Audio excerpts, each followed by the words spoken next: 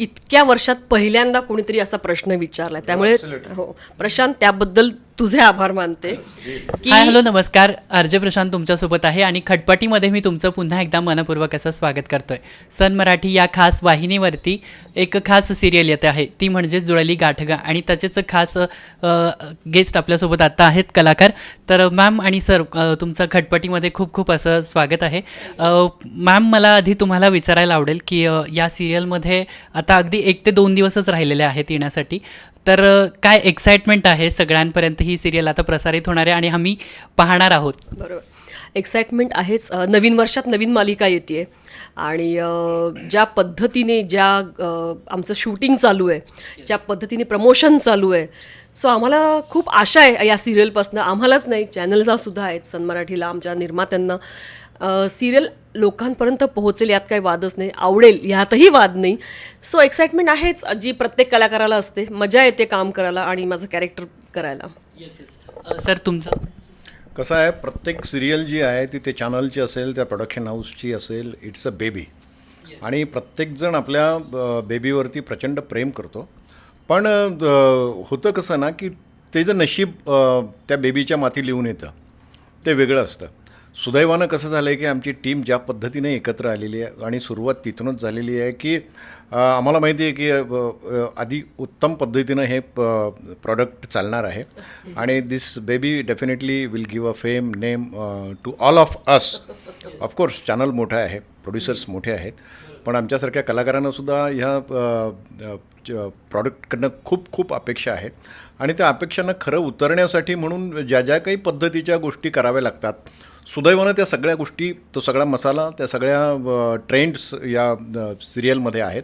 आणि आता जस्ट वाट बघायची आहे रिलीज झाल्यानंतर कितपत मायबाप ऑडियन्स त्याला, मायबाप प्रेक्षक त्याला साथ देतात आणि माझ्या मते ते देतीलच, हा खात्री आहे, हा विश्वास आहे. सर, मला याच्यानंतर मॅम तुम्हालाही विचारायला आवडेल की इतक्या साऱ्या, म्हणजे तुम्ही आता बऱ्याच वर्षांपासून काम या इंडस्ट्रीमध्ये करत आहात, याच्यामुळे तुम्हाला नेहमी तुमचं घर सोडावं लागतं आणि मला आज तुमच्या या व्हिडिओमार्फत तुमच्या आईवडिलांपर्यंत, तुमच्या फॅमिलीपर्यंत काही मॅसेज तुमच्याकडून पोहोचवायचा की त्या सेटवरती गेल्यावरती तुम्हाला लांब राहावं लागतं, त्यांच्यासाठी आज काय बोलाल? इतक्या वर्षात पहिल्यांदा कोणीतरी असा प्रश्न विचारलाय, त्यामुळे हो प्रशांत, त्याबद्दल तुझे आभार मानते की असं खरं आहे की आम्ही इंटरव्ह्यूज देत असतो, बोलत असतो आणि जसं शूटिंगच्या निमित्ताने आम्ही खरंच बाहेर असतो. आईवडिलांपासून तर बाहेर असतोच, पण आता माझे मिस्टर जाऊन 11 वर्ष झाली. माझी मुलगी 3 वर्षाची होती तेव्हापासून ती माझ्या आईवडिलांकडे. बरं, कामानिमित्त मी सतत, म्हणजे महिन्यातले मी 22 ते 25 दिवस बाहेर असते. सो माझे आईवडीलच तिला सांभाळत आहेत. आता ती 10वीला आहे, 15 वर्षाची झाली. मला तिचं ना तिचं म्हणजे चालणं असेल, तिचं ते बोबडे बोलते हे ना, मला कळायचं फोनवर की अरे ती आता आज उभी राहिली, अरे ती आता या गोष्टी ना मला फक्त फोनवर कळलेल्या आहेत. सो या गोष्टीसाठी तुमच्या या माध्यमातून मी माझ्या आईवडिलांचे आभार मानू इच्छिते की मी नसताना आपण, कसं आहे, एखादी बाई मूल सांभाळायला ठेवणं यापेक्षा आपल्या आईवडिलांकडे आपलं मूल आहे आणि ते आपल्याला खात्री असते की तिचं जेवण, तिचं खाणं, तिचं झोपणं हे मला बघायची सुद्धा गरज लागणार नाही आहे. आजी आजोबा म्हणून ते त्यांची ड्युटी अगदी व्यवस्थित पार पाडणार. सो या माध्यमातून मला त्यांना थँक्स म्हणायचं आहे की इतकी वर्ष मी नाही आहे आणि मी नसताना तुम्ही तिला इतक्या छान पद्धतीने सांभाळलं, इतके छान तिच्यावर संस्कार केलेत. अगदी शाळेच्या मीटिंग्ज असतील तरीसुद्धा मी कधीच जाऊ शकले नाही आहे. मी फक्त प्रिन्सिपलशी फोनवर बोलायचे, माझे वडीलच जायचे. तर त्याबद्दल म्हणजे मी आभार मानून काय, म्हणजे आम्ही खूप लहान आहोत आईवडिलांसमोर, आम्ही काय आभार मानणार. पण तरीसुद्धा हे माध्यम मिळालं, हा प्रश्न केलास म्हणून mummy daddy thank you so much. तुमची मदत होती, तुम्ही पाठीशी होता म्हणून मी काम करू शकले आणि मी आज इथपर्यंत पोहोचले. Okay, thank you. सर, तुम्ही काय सांगाल तुमच्या फॅमिली? Same year. प्रचंड इमोशनल केलं एवढ्या एका प्रश्नानं मला, रिअली. म्हणजे बिईंग अ मॅन, मतलब हे लहानपणापासून असतं, you should able to control your emotions.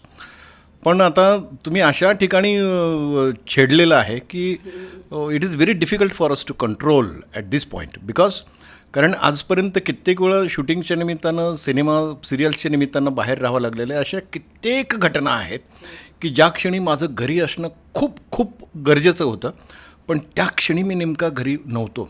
आजची परिस्थिती अशी आहे की घरी my daughter, she is doctor but she was hospitalized 2 days back.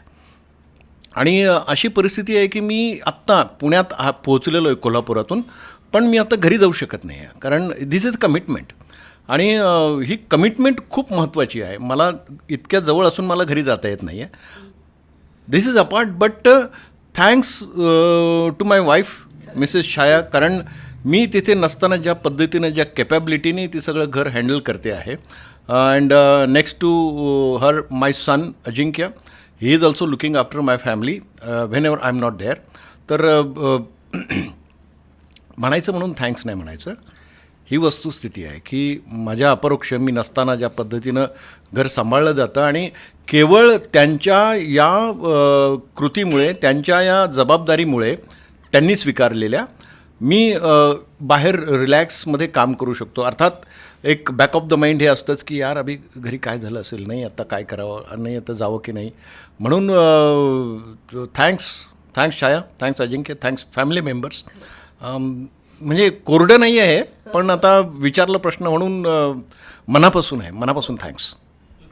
खरंच खूप थँक्यू सर की आपण प्रेक्षकांपर्यंत पोहोचतो, पण आज आपण या प्रश्नानंतर फॅमिलीकडेही पोहोचलो आहे आणि प्रेक्षकांनाही आज समजलं असेल की भाई आपण म्हणजे प्रत्येक वेळी बघत असतो की एक कलाकार म्हणजे त्याला फेम आहे, सगळ्या गोष्टी आहेत, इतके सारी गर्दी त्याच्या आजूबाजूला असते, पण हे त्याच्या मागचं एक खरं स्ट्रगल आज या प्रश्नामधून देखील जाणार आहे. आणि त्यानंतर मला एक असंही सांगायला आवडेल की हा फनी पार्ट की इतक्या डेंजर सासू आहेत, पण त्यांना मी आज रडवलेला आहे.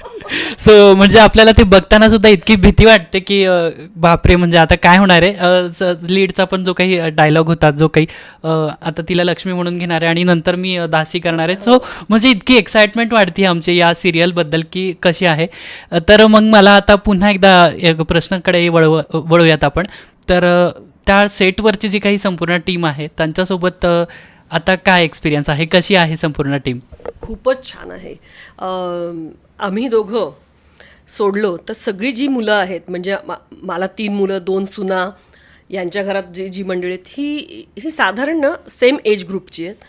आम्ही दोघं सोडलो तर मला थोडंसं सुरुवातीला असं होतं की म्हटलं तर अरे प्रकाश धोत्रे आहेत ना, मग चला कोणतरी आपल्या माहितीतलं आणि अगदी परिचयाचं, खूप वर्ष काम केल्यामुळे एक छान बरं वाटलं. पण आम्ही तिथे आमचं म्हणजे कट्टर दुश्मन आहोत आम्ही या सिरियलमध्ये. हां, तर म्हटलं या मुलांबरोबर माझं जमेल का? बरोबर आहे ना, त्यांचे विचार, त्यांचं काही ते आपल्या का म्हणजे जमेल की नाही आपलं किंवा काय. पण मी सांगू, पहिले 4 दिवसातच आमचं इतकं छान बॉन्डिंग झालंय की मध्ये एखादा गॅप मिळाला आणि सुट्टी मिळाली आणि आम्हाला समजा आम्ही घरी आलो तर ती 1 दिवसाची सुट्टीसुद्धा आम्ही तिथे मग व्हिडिओ कॉलवर आम्ही बोलतो एकमेकांशी की काय करतेस तू, काय करतोयस वगैरे. म्हणजे आम्हाला करमत नाही आहे. या महिन्याभरात आमचं आता असं झालेलं आहे की एक फॅमिली बनले आणि खऱ्या अर्थाने फॅमिली बनले. त्यामुळे ना हे जे बॉन्डिंग आहे हे होणं फार गरजेचं असतं. त्याचे पडसाद, राईट, मराठी शब्द, ते ते उमटतात आणि ते तुम्हाला स्क्रीनवर दिसणार, ऑन स्क्रीन दिसणार आहे आमची केमिस्ट्री कशी आहे ती. सर तुम्ही काय सांगा? खरं आहे, मी मगाशी जसं बोललो ना की प्रत्येक सिरियलची एक डेस्टिनी असते, आणि त्याच्यामध्ये होतं कसं की त्यांचं निम्म सक्सेस जे आहे की प्रोडक्शन वगैरे हे सोडून द्या, पण आर्टिस्ट कसे आहे, त्यांचं एकमेकांशी बॉन्डिंग कसं आहे. कारण सेटवरती खूप अगदी प्रेमानं आणि नंतर शॉट संपला की ह्याचं तोंड या बाजूला, त्याचं तोंड त्या बाजूला, असं नाही आहे. तर इतकं छान सगळ्यांचं बॉन्डिंग आहे, इतकं जेल झालेलं आहे ना सगळं. म्हणजे तिथं जरी आम्ही कट्टर दुश्मन असलो तरी आम्ही साधारणतः 1999 एकत्रित काम करतो आहोत. तर we have very good bonding. पण आता कसं झालं आहे की अनफॉर्च्युनेटली तिथं आमचं इतकं बॉन्डिंग चांगलं असून तिथं त्याचं आम्ही एकदम विरुद्ध टोकाच्या 2 भूमिका करतो आहोत. त्यांचं माझं बिलकुल पटत नाही. पण ऑफस्क्रीन जे आहे ते सगळेच, इव्हन आता जसं बाकी सगळे यंग जनरेशन आहे तर त्यांच्याबरोबर जुळून घ्यायला आम्हाला अजिबात त्रास पडला नाही. म्हणूनच म्हणतो की हे नशीब असतं प्रत्येक प्रोडक्शनचं की त्याला कसे आर्टिस्ट मिळाले. आणि सुदैवानं इथं इतकी छान टीम जमा झालेली आहे, त्याचा निम्म सक्सेस त्या टीमवरतीच आहे. म्हणजे मला कास्टिंग होणं हे फार गरजेचं असतं. कॅरेक्टरला करेक्ट जाईल असं जर ते कास्टिंग झालं असेल ना तर ती सिरियल लोकांना आवडतेच. थोडंसं एक जरी मिसकास्ट असेल ना त्याच्यामधलं तर ते आपण रिलेट करत नाही. आमच्याकडे ना परफेक्ट झाले असं मला वाटतं सगळं कास्टिंग. अगदी नाईक कुटुंबातलं असेल किंवा मुजुमदार कुटुंबातलं असेल, इतकं परफेक्ट झालं ना. म्हणजे माझ्या सुना आहेत त्या किंवा माझी मुलं आहेत ती इतके तंतोतंत ते म्हणजे हेच आहेत असे. आणि हेच हवं होतं. हेच हवं होतं. त्यामुळे आमची सगळ्यांची गाठ जुळलेली आहे. आता या दोघांची जी गाठ जुळणार आहे ती कशी आहे ते बघायला मजा येणार. Yes yes. तर आपल्या या खास वाहिनीवरती आपण सन मराठीवरती आपण नक्कीच 13 जानेवारीपासून ही खास मालिका पाहणारच आहोत. तुम्हाला प्रेक्षकांना काय सांगायला आवडेल आता यासाठी? त्यासाठी 13 जानेवारी 2025 पासून दररोज रात्री 8:30 वाजता आपल्या सन मराठीवर पाहायला विसरू नका जुळली गाठ ग. थँक्यू. थँक्यू.